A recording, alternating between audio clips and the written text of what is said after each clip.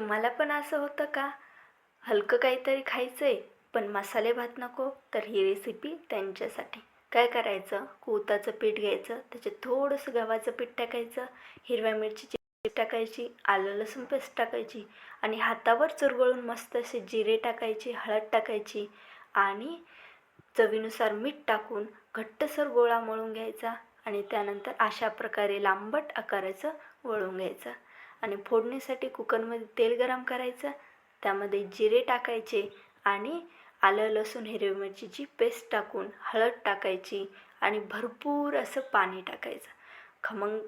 फोडणी मात्र खमंग बसली पाहिजे बरं का. भरपूर सारं पाणी टाकून पाण्याला चांगली अशी खळखळून उकळी आली पाहिजे. उकळी आल्यानंतर आपण ते वळून घेतलं होतं बघा, ते टाकायचे आणि भरपूर वेळ असं शिजून द्यायचे. चांगले शिजले पाहिजे बरं का. आणि शिजल्यानंतर